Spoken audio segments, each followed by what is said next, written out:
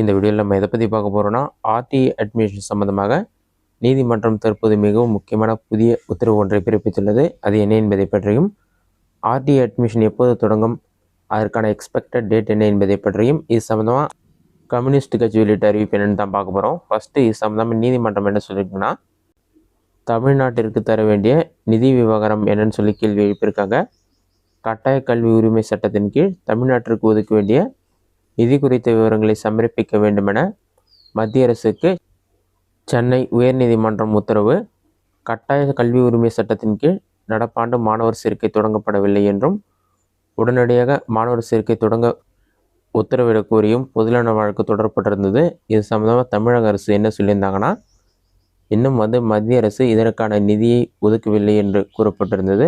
தற்போது சென்னை உயர்நீதிமன்றம் மத்திய அரசு நிதி ஒதுக்காததற்கான காரணம் என்னன்னு சொல்லிட்டு, தமிழ்நாட்டிற்கு ஒதுக்க வேண்டிய நிதி குறித்த விவரங்களை உடனடியாக சமர்ப்பிக்க வேண்டும் என்று உத்தரவிட்டுள்ளது. இதனால் கண்டிப்பாக பார்த்தீங்கன்னா இன்னும் ஒரு வாரத்திற்குள் கண்டிப்பாக தமிழ்நாடுக்கான நிதியை மத்திய அரசு ஒதுக்கும் என்று எதிர்பார்க்கப்படுகிறது. அதே சமயத்தில் ஒரு வாரத்திற்குள் ஆர்டிஇ அட்மிஷன் தொடங்கப்படும் என்றும் எதிர்பார்க்கப்படுகிறது. அதே சமயத்தில் இது சம்மந்தமாக கம்யூனிஸ்ட் கட்சி வெளியிட்ட அறிவிப்பு என்னென்னு பார்க்கலாம். இந்திய கம்யூனிஸ்ட் கட்சி தமிழ்நாடு மாநில குழு சொல்லி மென்ஷன் பண்ணிட்டு, இது வெளியான தேதி பார்த்தீங்கன்னா 21/5/2025. இதில் என்ன சொல்லியிருக்காங்கன்னா, 25% இடஒதுக்கீட்டின் கீழ் மாணவர்களை சேர்க்க முடியாது என தனியார் பள்ளி நிர்வாகங்கள் கைவிரிப்பு. தமிழ்நாடு அரசு தலையிட்டு தீர்வு காண சிபிஐ வலியுறுத்தல் சொல்லி மென்ஷன் பண்ணிட்டு, கட்டாய கல்வி உரிமை சட்டம் 2009 படி ஏழை எளிய மாணவர்களுக்கான 25% இடஒதுக்கீட்டிற்கு தமிழக அரசு தனியார் கல்வி நிறுவனங்களுக்கு தர வேண்டிய தொகை நிலுவையாக உள்ளது என்கிற காரணத்தை முன்னிறுத்தி ஆர்டிஇ படி 25% இடஒதுக்கீடு கொடுக்க முடியாது என தனியார் பள்ளிகள் தெரிவித்துள்ளன. இதில் தமிழக அரசு மற்றும் பள்ளிக்கல்வித்துறை உடனடியாக தலையிட்டு கட்டாய கல்வி உரிமை சட்டப்படி 25% இடஒதுக்கீட்டை உத்தரவாதப்படுத்த வேண்டும். சர்வ சிக்ஷா அபியான் SSA திட்டத்தின் கீழ் தமிழ்நாடு அரசுக்கு தர வேண்டிய ரூபாய் 2000 கோடிக்கு மேலான நிதி ஒதுக்கீடு பங்கீட்டை ஒன்றிய அரசு கொடுக்க மறுத்து வருகிறது. இதனால் ஏற்பட்ட நிதி நெருக்கடி காரணமாக தமிழகத்தில் 7 லட்சம் மாணவர்களுக்கு மேலாக கிடைக்க வேண்டிய கல்வி வாய்ப்பு பறிபோகும் நிலை இருக்கிறது. இவ்வாண்டு தமிழ்நாடு முழுவதும் சுமார் 1.75 லட்சம் மாணவர்கள் கட்டாய கல்வி உரிமை சட்டப்படி விண்ணப்பம் செய்துள்ளனர்.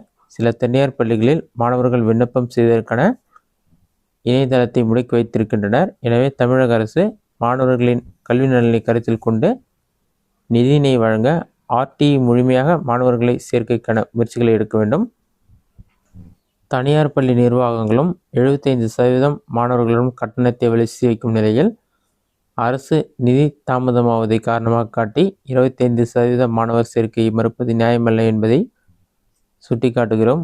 ஒன்றிய அரசு கட்டாய கல்வி உரிமை சட்டத்தையே முடமாக்கும் வகையில் இச்சட்டத்தின் கீழ் வழங்க வேண்டிய நிதியை மாநிலங்களுக்கு வழங்காமல் தனியார் பள்ளி நிர்வாகங்களுக்கும் பாதிப்பை ஏற்படுத்தி மாணவர்களின் கல்வி வாய்ப்பு மறுக்கும் வகையில் நடந்து கொள்வது வன்மையான கண்டனக்குரியது.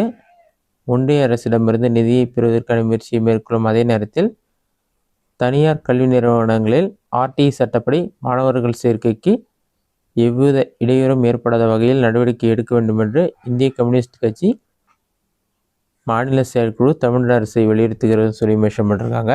இதுதான் தற்போது கொடுத்துருக்க அப்படியே தமிழ்நாடு அரசு இந்த ஆர்டிஇ அட்மிஷன் விரைவில் ஓப்பன் பண்ண சொல்லிட்டு இந்த அறிவிப்பு வெளியிட்டிருக்காங்க.